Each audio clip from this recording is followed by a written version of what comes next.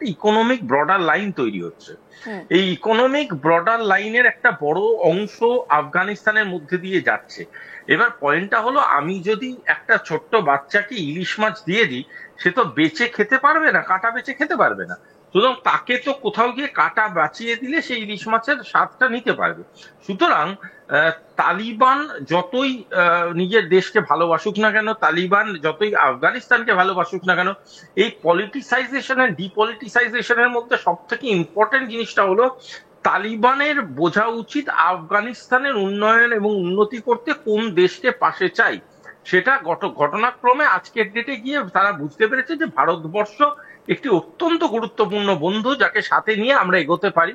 এবং যেহেতু আফগানিস্তানের স্ট্র্যাটেজিক পজিশনটা, যদি আপনি বিআরআই ধরেন বা ব্রিক্স এর আগাম যে রুটগুলো ধরেন, ইকোনমিক রুটগুলো ধরেন এবং এসসিওরও ধরেন, সেখানে আফগানিস্তান একটি অত্যন্ত গুরুত্বপূর্ণ টেরিটরি।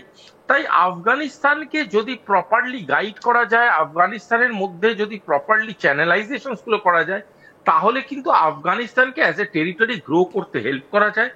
আফগানিস্তান যদি অ্যাজ এ টেরিটরি গ্রো করে, তাহলে টেররিজমকে যথেষ্ট রকম কমাতে তারা সাহায্য করবে। আফগানিস্তান যদি গ্রো করে, তাহলে আফগানিস্তানের মধ্যে দিয়ে যে বিজনেসটা আসবে সেটা স্টেবল হবে, এবং ভারতবর্ষের সাথে আফগানিস্তানের সম্পর্কটা যে জায়গায় গেছে, তাতে ভারতবর্ষের অর্থনৈতিক গ্রোথ এবং তালিবান শাসিত আফগানিস্তানের অর্থনৈতিক গ্রোথ দুটোই প্যারালালি উঠবে। এবং সেই মতাদর্শকে সাহায্য করতেই আজকের ডেটে দাঁড়িয়ে এই মিটিং এবং এই মিটিং এর গুরুত্ব। পাশাপাশি আরো একটা বিষয় শুভাশিস বাবু, এখানে আপনাকে একটুখানি আমি সঙ্গে রাখবো, কারণ কিছুদিন আগে আমরা দেখেছি যে ভারতের একজন ট্যুরিস্ট সেখানে গেছেন, মানে আফগানিস্তানে গেছেন, এবং সেখানে যাওয়ার পর তার যে কাগজপত্র, সেই কাগজপত্রগুলো অতি চেক করা হচ্ছে না। সেখানে স্পষ্ট বলা হচ্ছে ভাই ভাই সম্পর্ক। একবার সেই ভিডিওটা দেখাই। আসসালামু আলাইকুম। Kabul Kabul Kabul, what's the country? India. India? Welcome to Parliament City.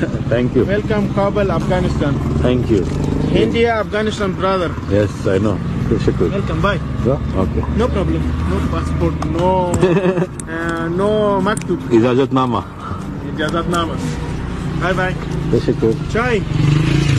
नहीं काबुल लेट but शुक्रिया 3 hours 3 घंटा ओके बाय बाय। শুভাশিস বাবু, এই ভিডিও কিন্তু একটা বড় সড়ো বার্তা দিচ্ছে। ঠিক যেই সময় দাঁড়িয়ে আমরা যে ছবিটা দেখতে পাচ্ছি, জানি এত আলোচনা চলছে যে আফগানিস্তানের বিদেশমন্ত্রী এখানে এসেছেন, সেখানে আলোচনা চলছে, ঠিক তেমন ভাবে আফগানিস্তানে একজন টুরিস্ট তিনি গেছেন, তার কোনো বৈধ কাগজপত্র দেখার কোনো বিষয় নেই। একেবারে স্পষ্ট বার্তা দেওয়া হচ্ছে ভাই ভাই, যে সম্পর্কের কথা ভারত বরাবর বলে এসেছে, আমরা সকলের ভাই ভাই। দেখুন, আজকে একজনের কথা ভীষণ মনে পড়ছে। উনি যে পৃথিবীতে এই ম্যাডাম সুষমা স্বরাজ, আমি নাম করেই বলছি, উনি কোনো ঘটনার চক্রে এক জায়গায় বলেছিলেন, আমার এখনো মনে আছে, নিজের কানে শোনার সৌভাগ্য ছিল বলে। উনি বলেছিলেন একটা কথা, যে যদি আপনার দেশের বিদেশ নীতি কোনো অন্য দেশে গিয়ে তার সুনাম পান, তাহলে জানবেন আপনারা ঠিক পথে আছেন।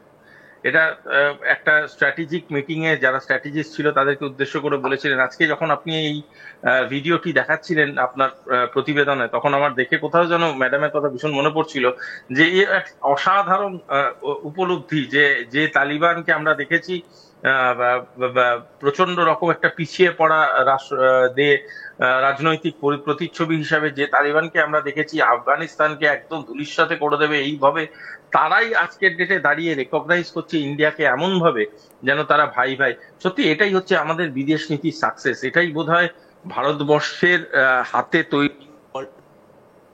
ওয়ার্ল্ড অর্ডারে, যেখানে কোঅপারেশন, কমিউনিকেশন অ্যান্ড কোঅর্ডিনেশন হবে আগামী দিনের গ্রামার, এবং এখানে কেউ কাউকে বদান্যতায় রাখবে না, কেউ কাউকে চাকর এবং মনিবের রিলেশন থাকবে না, সবাই সবার সাথে ভাই ভাই হয়ে থাকবে। তাই স্বাগত জানাই তালিবানকে এবং আফগানিস্তানের এন্টায়ার প্রশাসনকে, যে এইভাবেই যেন তারা উন্নতি এবং এভাবেই যেন তারা একটা ডিরেকশনাল ফোর্স হিসাবে এগোয়।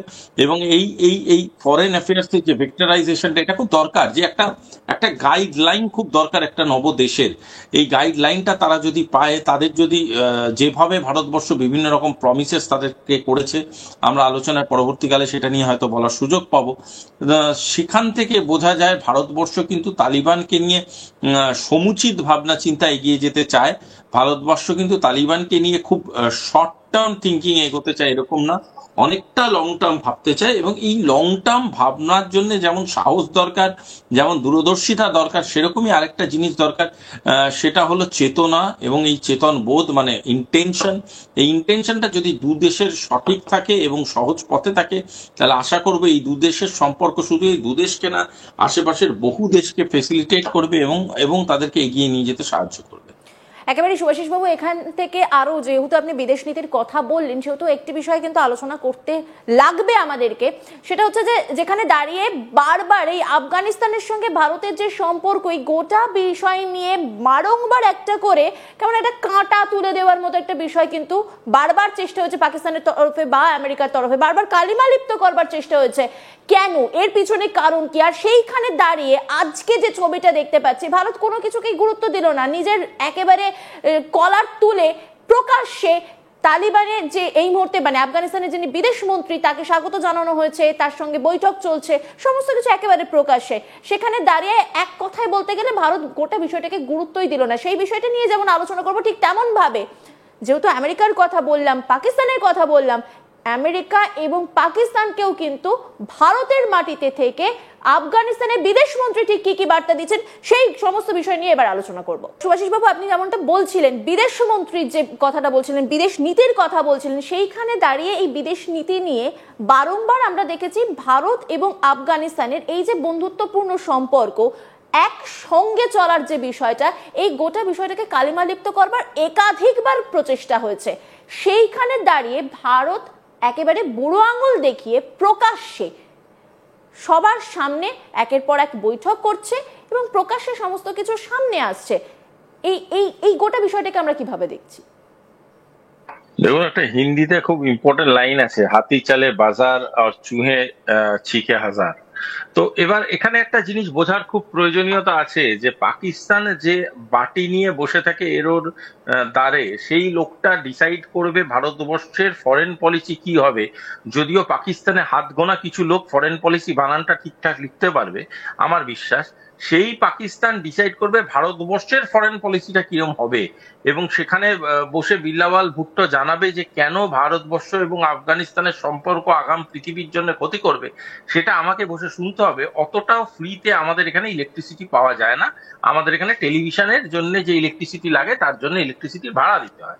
সেটা বিল্লাওয়াল ভুট্টোর লেকচার শুনে সেটা নিয়ে কোনো মাথা ঘামানো তাই প্রয়োজন নেই। দ্বিতীয় কথায় আসছে এবার, সেই দ্বিতীয় কথা হচ্ছে যে ইউএসএ এর দেখুন একটা জিনিস বোঝার দরকার আছে, যে লোকটা সারা জীবন জমির দখলদারি করে চালিয়েছে, এরোর বাড়ি থেকে তেল চুরি করাটাই যাদের কাছে একটা অগ্রিম এবং অন্যতম শ্রেষ্ঠ মাইন্ডসেট, সেই লোকগুলো কি করে ডিসাইড করবে যে কিভাবে দুটো মানুষের সম্পর্ককে কেন্দ্র করে বা দুটো মানুষের সম্পর্ক একটা রাষ্ট্রের কাছে এত গুরুত্বপূর্ণ হয়ে যেতে পারে।